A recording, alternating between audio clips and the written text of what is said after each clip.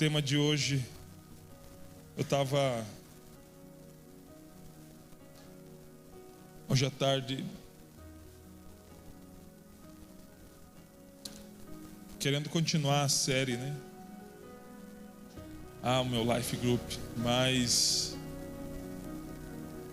quero continuar a mensagem até. Eu entrei no banheiro, fui tomar um banho. A Thaís até estranhou, tomar banho agora, sei lá, acho que era as 2h, 2h30 da tarde. E daí no banho, Deus falou comigo mais uma vez. Eu falei, Senhor, o que é o som do chuveiro? O pastor falava muito que Deus falava com ele no chuveiro. Escorreu o óleo, a água. E daí eu falei, Deus, para a glória de Jesus, né? 116 Life Groups. 116 Life Groups, cara. Uau! Deus está tomando conta dessa cidade, cara. Eu falei, Senhor, o que a gente pode falar do que o líder precisa para avançar, continuar avançando?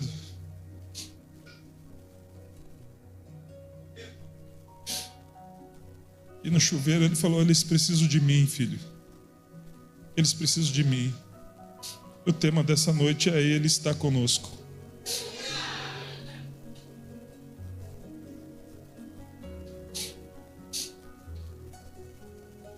Nós fomos chamados, queridos, para uma grande e nobre obra.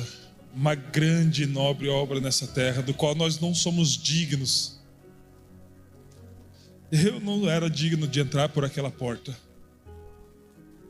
Mas Ele nos chamou para ganhar vidas e cuidar bem delas. E nós recebemos do próprio Cristo uma convocação. E essa convocação está em Mateus capítulo 28, versículo 18.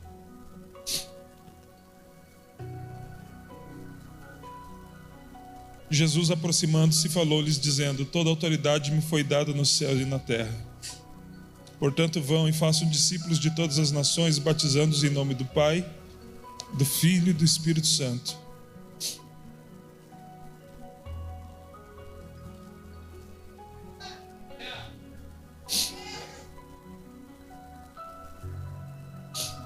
Ensinando-os a guardar todas as coisas que eu tenho ordenado a vocês. E eis que eu estou com vocês todos os dias, até o fim dos tempos. Jesus nos dá uma ordem, queridos. Uma ordem imperativa, sem opção, sem alternativa alguma, de ir e fazer discípulos. Não é um pedido, não é uma sugestão, não é uma opção, é uma ordem. Vão e façam discípulos das nações.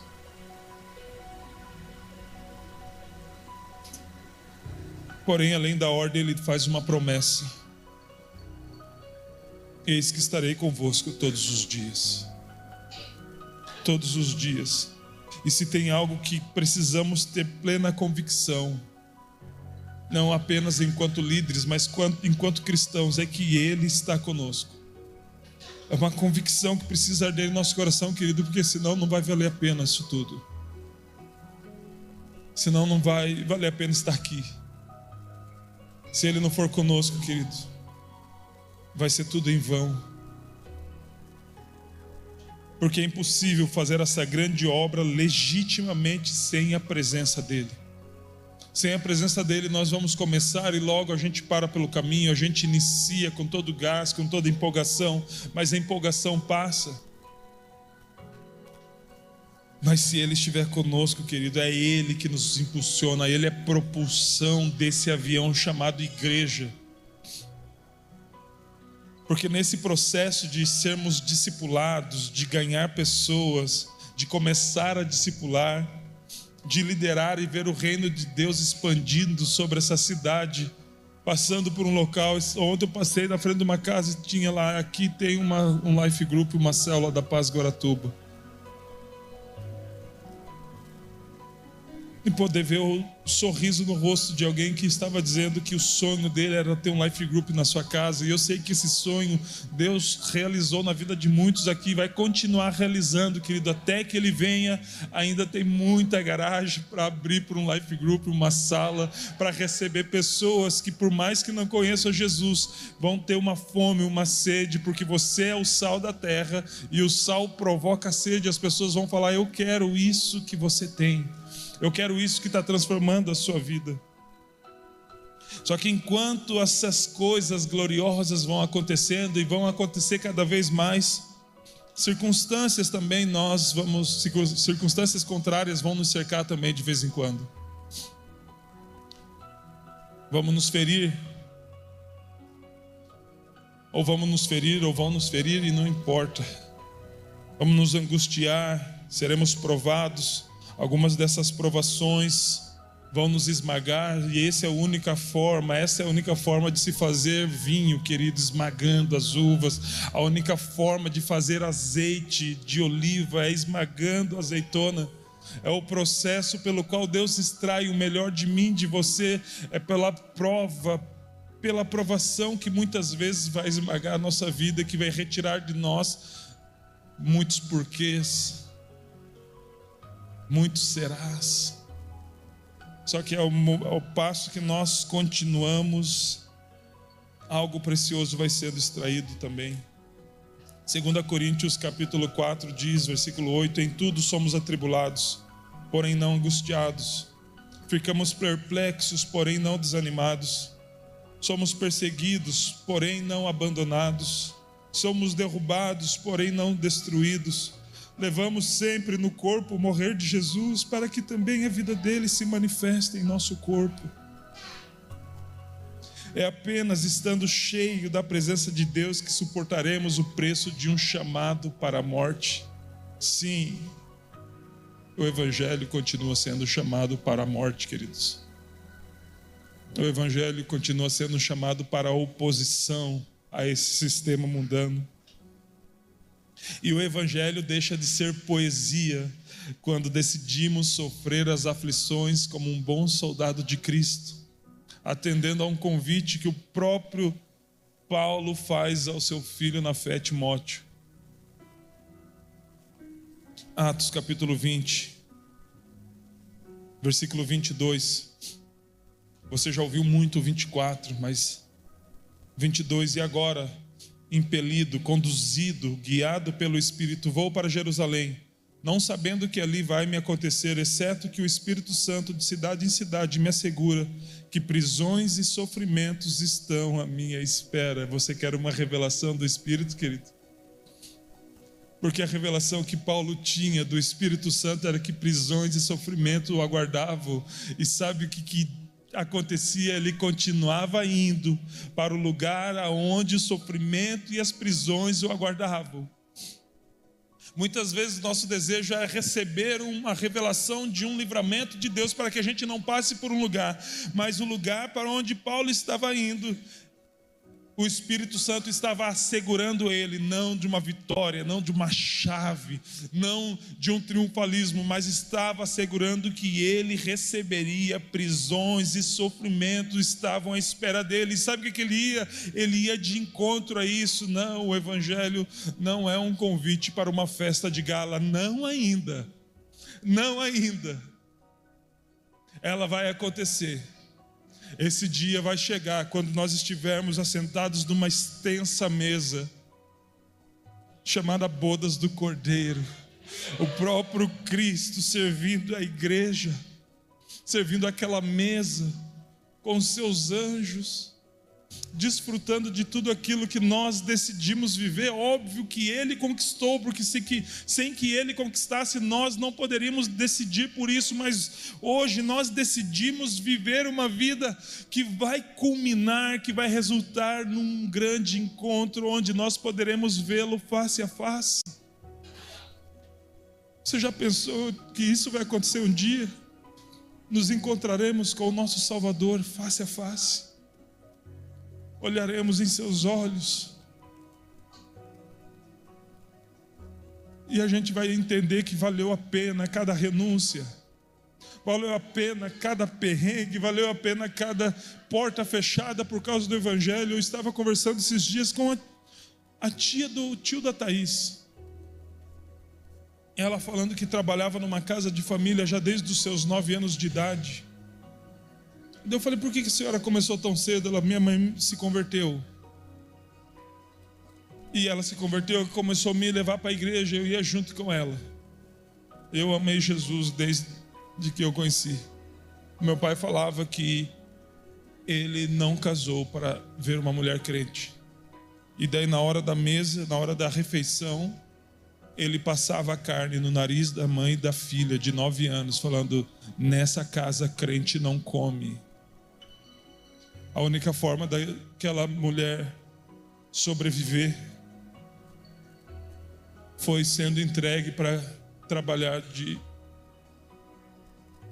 empregada numa casa com 9 anos de idade. Ela casa com 17. Aos 15 ela tem o primeiro salário.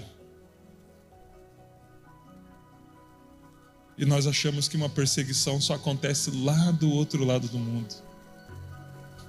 Quando uma menina que por causa de Jesus teve que sair da casa dos pais para poder ter uma forma de se alimentar e estudar, porque isso foi-lhe negado por conta do Evangelho. A poesia vai embora quando a gente olha uma história dessa.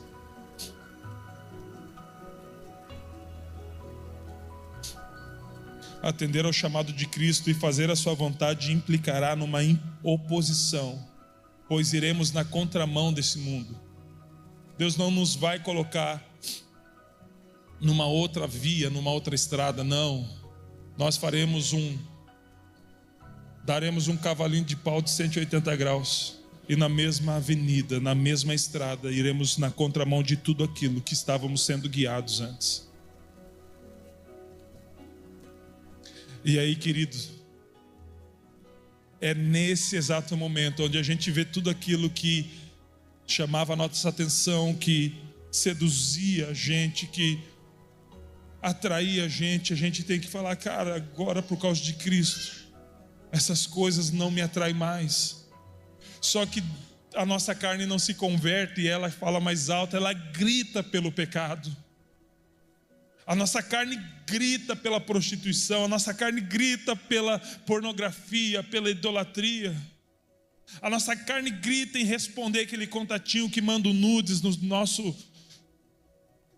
Instagram, no nosso Messenger, no direct. A nossa carne grita. Por isso que Paulo talvez disse, esmurro o meu próprio corpo para que quando pregar a vocês eu não seja reprovado. Não, o Evangelho ele não vai nos colocar numa posição muito fácil diante do mundo.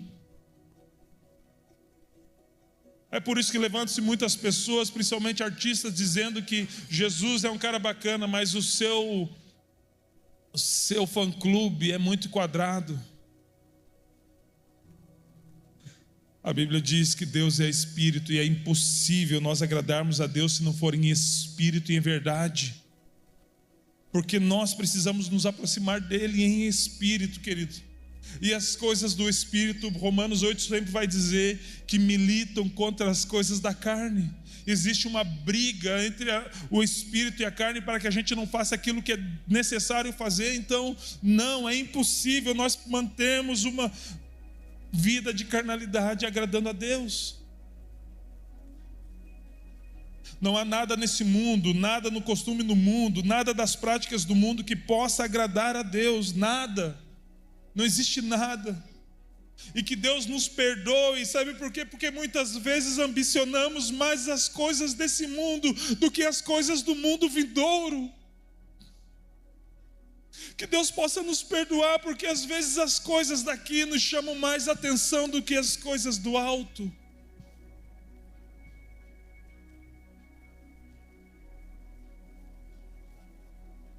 Porém, nós não somos mais compatíveis com esse mundo, querido. Nós somos estranhos, peregrinos, estrangeiros. Romanos 12 vai dizer, versículo 1: portanto, irmãos, rogo-lhes pelas misericórdias de Deus que se ofereçam em sacrifício vivo, santo e agradável a Deus. Esse é o culto racional de vocês. Não se amoldem, não se encaixem, não queiram ser aceitos pelos padrões desse mundo. Você é incompatível. Nós somos incompatíveis, então não se amoldem aos padrões desse mundo. Mas como poderemos fazendo isso? Transformem-se pela renovação da sua mente. A palavra grega é metanoia. Precisamos passar por uma transformação, de que nós não precisamos mais do mundo, não precisamos mais do pecado, nós precisamos daquele que disse: eu estarei com vocês todos os dias. Todos os dias é dele que nós precisamos. É a única forma de corrermos na direção certa, se ele estiver dentro de nós e nós estivermos totalmente batizados nele. Não existe outra forma, querido. Não se amolde ao padrão deste mundo, mas transformem-se pela renovação da sua mente, para que sejam capazes de experimentar e comprovar a boa, agradável e perfeita vontade de Deus. Somente com transformação que conseguiremos alcançar, experimentar a sua perfeita vontade. Somente sendo transformados, permitindo a transformação vir de encontro à nossa vida.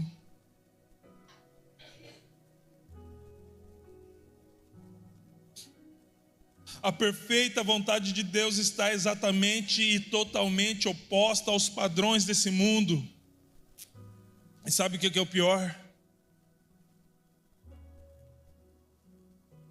Sabe o que é o pior? Nós sabemos quando estamos sendo conduzidos pelo fluxo do mundo.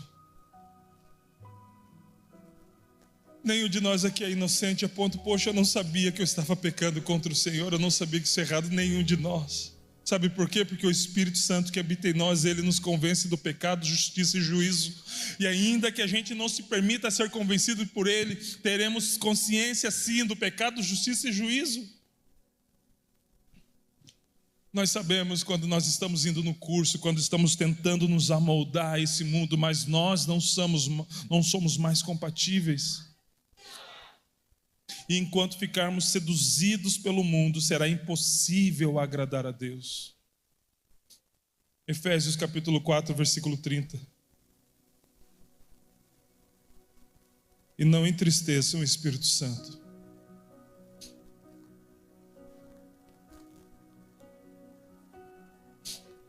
E não entristeçam o Espírito Santo de Deus, no qual vocês foram selados para o dia da redenção.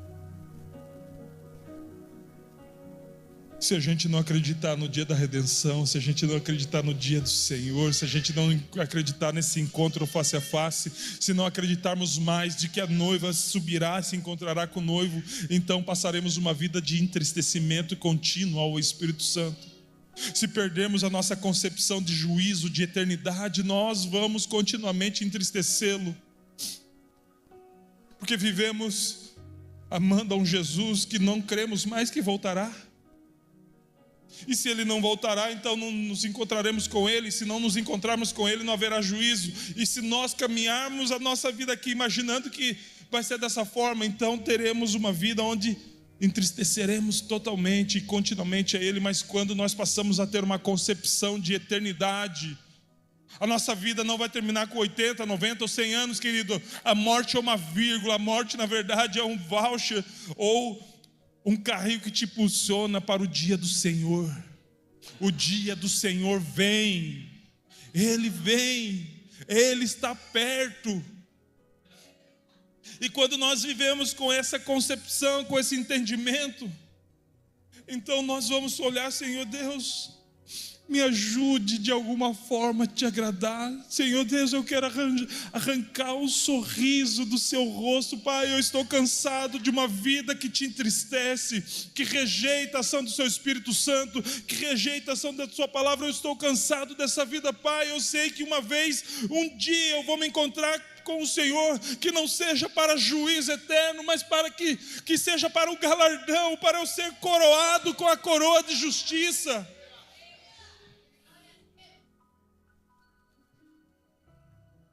E uma das formas de entristecer o Espírito Santo é não desejarmos estar cheios dele. Lembra que Jesus disse: ei, vocês não vão ficar órfãos, eu vou para o Pai e vou rogar para que Ele envie o Espírito Santo, o Consolador. Sabe o que quer dizer a palavra rogar? É pedir com insistência. E por que Jesus precisava pedir com insistência? Porque a gente não merece, cara. Porque somos um bolo de carne pecaminosa. Só que Jesus chega lá e intercede por nós. Lembra que Ele é o nosso mediador. Nós não precisamos de outro. Não tem uma medianeira, uma mediadora. Existe somente Jesus. Jesus, o único mediador entre Deus e os homens. Jesus Cristo, homem.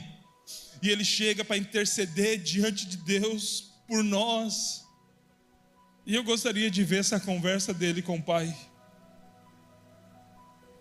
Está vendo lá, Pai? O Digão. Ele deu umas mancadas. Só que ele recebeu o meu sacrifício, crendo no meu nome, Pai. Ele é um com o Senhor através do meu sangue. Envia, Pai, sobre ele. Óbvio que o contexto era Pedro e os 12, mais uns 98, uns 108 que dava lá, que davam em 120 mais ou menos. E eu fico imaginando Jesus falando lá: Pai, Pedro, ele me negou 3 vezes, mas por 3 vezes, depois dele reconectar a mim, ele disse 3 vezes que me ama. Derrama, Pai. A Bíblia diz que ele foi rogar, foi pedir insistentemente ao Pai.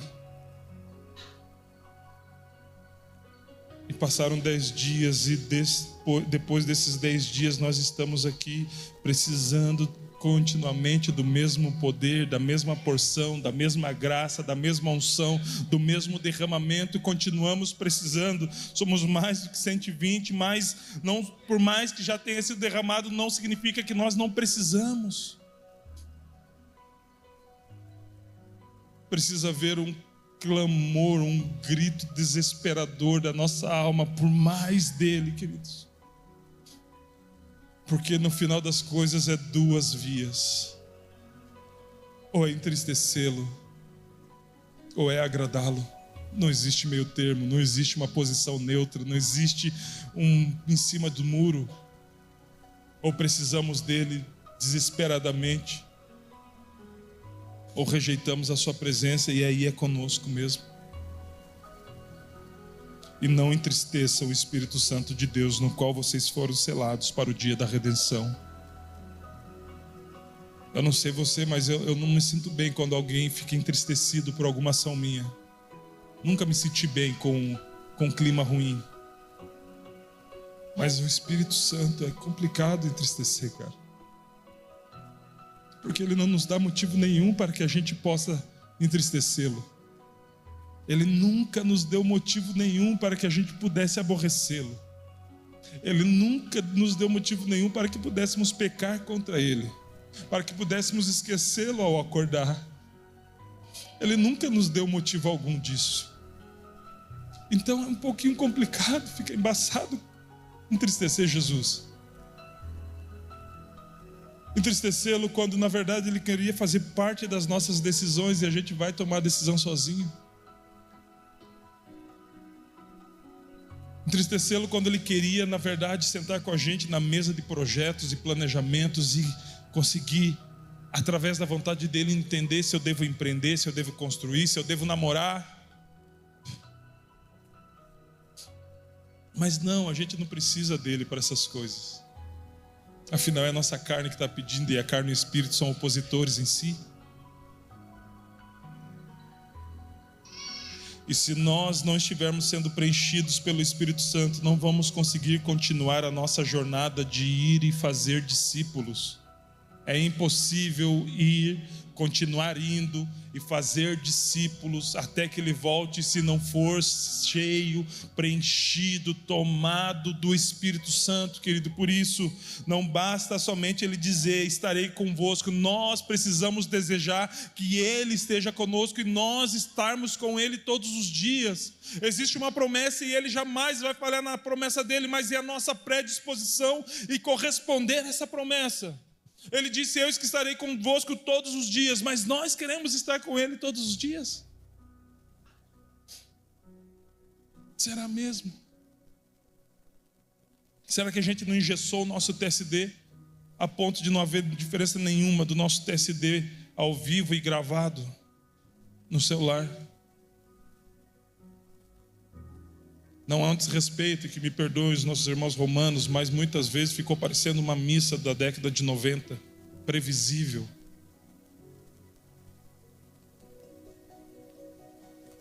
Ou existe uma rendição plena e totalmente? Plena e totalmente. Essas 115, 116 Life Group chegou até aqui, querido, porque sempre houve um legado de dependência do Espírito Santo. Eu não sei você, se bem que eu sei de alguns. Estou até procurando eles aqui. Que malemar pisaram na salinha da fumaça do pastor, já sem uma palavra começaram a ser ministrados.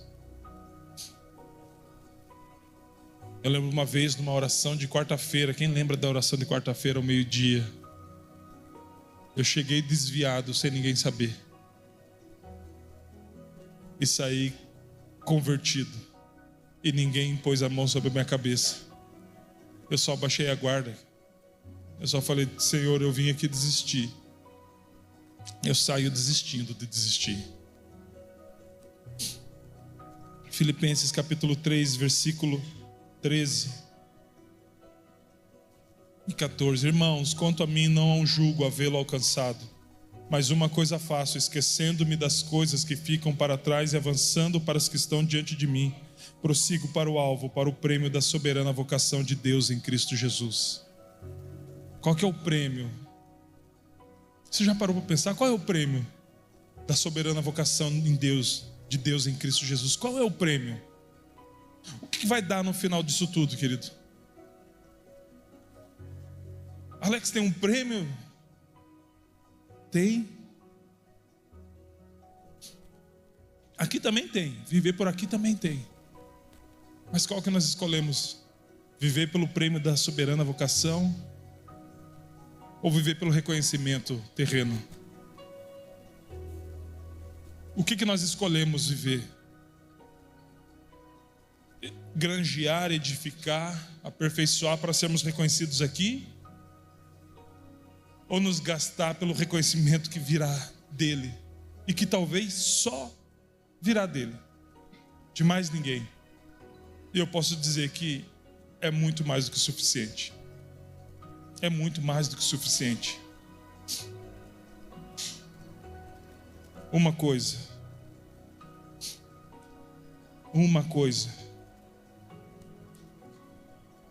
Paulo disse: não julgo que eu tenha alcançado.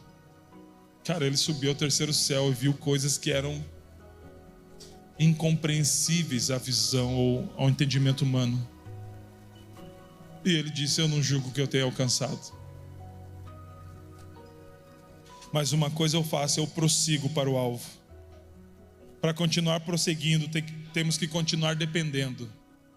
Para continuar prosseguindo, temos que continuar dependendo.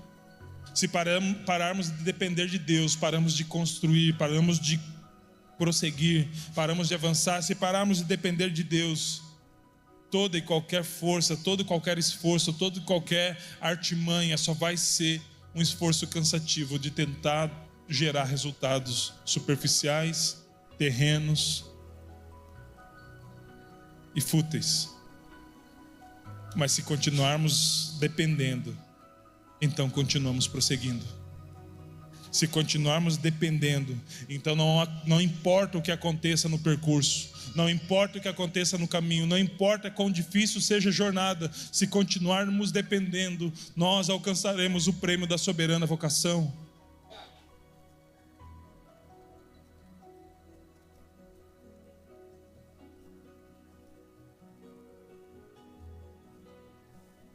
Se coloque de pé, querido.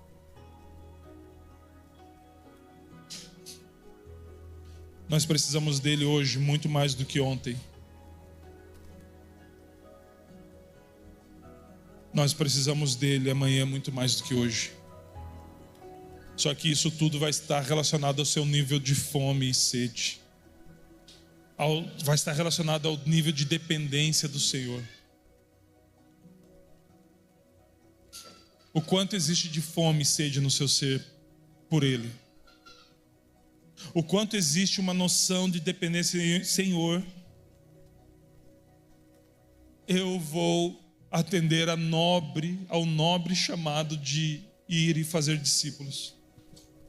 Mas se eu não tiver o Senhor, eu não posso nem começar. Eu não vou conseguir dar continuidade ao chamado celestial do Senhor para a minha vida. Se o Senhor que chamou e me chamou não estiver comigo. Senhor Deus, mais do que ouvir do Senhor que o Senhor estaria comigo, e isso é a melhor coisa que eu poderia ouvir, mas eu quero dizer, Senhor Deus, eu quero estar contigo. Eu quero abrir mão de coisas que atraem o meu olhar. Eu quero abrir mão de coisas que atrasam a minha vida. Eu quero abrir mão dos embaraços, conforme diz Hebreus 12. Visto que estamos rodeados de uma tão grande nuvem de testemunhas, deixamos todo o embaraço e pecado que de perto nos rodeia e corramos com perseverança a carreira que nos está proposta. Existe algo proposto pelos céus à sua vida, querido. Mas a Bíblia está nos encorajando, está nos impulsionando a fazer o quê? Deixar de lado todo o pecado, o embaraço que de perto nos rodeia. Tem muitas coisas que nos impedem. Eu temo a dizer, na verdade eu tenho certeza de que Deus estaria fazendo muito mais ainda se não fosse eu atrapalhando. Se não fosse eu ainda flertando com os embaraços que estão tão perto de mim, que estão todos os dias à minha volta.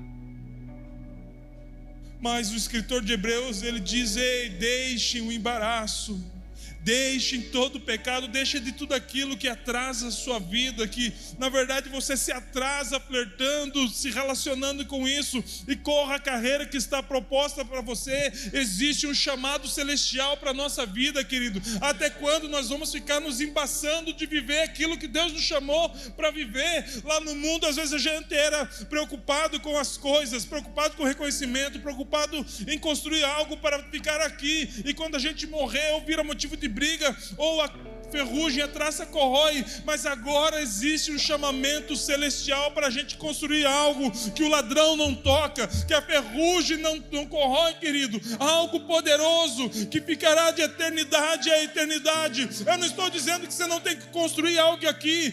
Construa sem problema algum, mas que a batida do seu coração seja muito mais forte quanto as coisas do alto. Que a batida do seu coração, que o brilho dos seus olhos seja muito mais forte quando as coisas, os princípios, os decretos celestiais chegarem aos teus ouvidos. Que você perca o compasso da batida do seu coração quando você ouvir a respeito de Cristo. Existia uma empresa em Curitiba, quase que internacional, de ferrovia, a ALL. E durante a entrevista de emprego para os novos colaboradores da empresa, tinha um homem que, durante a visita no chão de fábrica, ele ficava olhando para as pessoas. Ele ficava olhando para os candidatos e anotando, olhando para os candidatos e anotando. Esse era o papel dele. E sabe por que ele fazia isso? Caráter de desempate. Não importa o diploma, não importa o conhecimento, a experiência. Quando fosse apresentada a empresa para aqueles novos candidatos, o caráter de desempate era o quanto os olhos brilhavam por aquilo que eles estavam vendo. Como que seus olhos brilham ante o momento de você encontrar com Cristo? Como que é o brilho nos seus olhos diante do momento de poder levantar suas mãos e adorá-lo? Como que é o brilho dos seus olhos quando você sabe que é Ele? Eu sei que é Jesus, porque ninguém é igual a Ele, ninguém toca igual a Ele, ninguém faz igual a Ele, ninguém transforma igual a Ele, ninguém move igual a Ele. Eu tenho plena certeza de que é Jesus, porque todos os outros, tanto espirituais quanto humanos, só destruíram, mas Ele é o único que construiu, restaurou, regenerou, trouxe vida. Eu sei que é Ele, quando é confirmado pela sua palavra, da qual os meus olhos brilham quando eu começo a mergulhar nela. Querido, como está o brilho dos nossos olhos quando é apresentado para nós propostas e propósito? Por qual deles, entre proposta e propósito, os nossos olhos vão brilhar mais? Uma coisa, é Ele que nós precisamos. Ele é essa uma coisa. Deixo para trás, deixo de lado tudo o que aconteceu para trás e avanço para as que estão diante de mim, em busca do prêmio da soberana vocação em Cristo Jesus. Eu quero finalizar com o Salmo 107, versículo 6. Na sua aflição clamaram ao Senhor, e Ele os livrou da tribulação em que se encontravam, e os conduziu por caminho seguro em uma cidade habitada. Que eles deem graças ao Senhor por seu amor leal e por suas maravilhas em favor dos homens, porque Ele sacia o sedento e satisfaz plenamente o faminto. Quantos têm fome e sede? Quantos têm fome e sede? Porque Ele sacia o sedento e satisfaz plenamente o faminto. Quantos têm fome e sede? Porque há um rio de água viva, e existe o pão que desceu do céu, querido. Está aqui. Quantos têm fome e sede? Quantos têm fome e sede? Quantos têm fome e sede? Existe um rio, e existe o pão vivo que desceu do céu. Ele está disponível, e é aqui, e é nesse exato momento. Quantos têm fome e sede? Quantos têm fome e sede?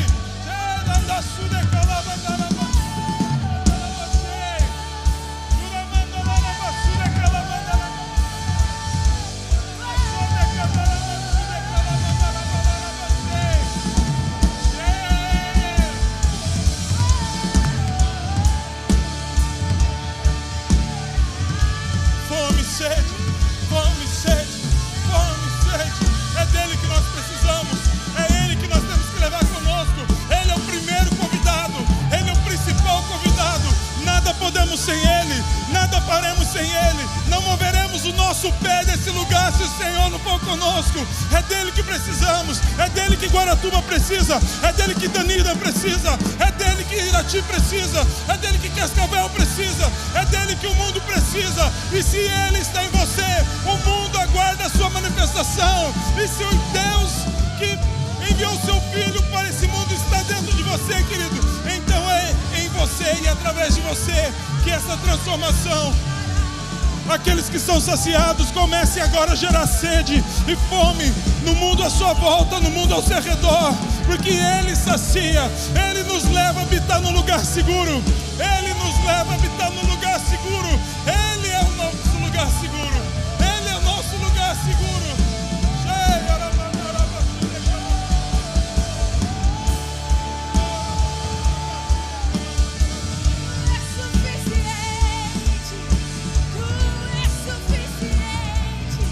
Nosso prazer está em Ti.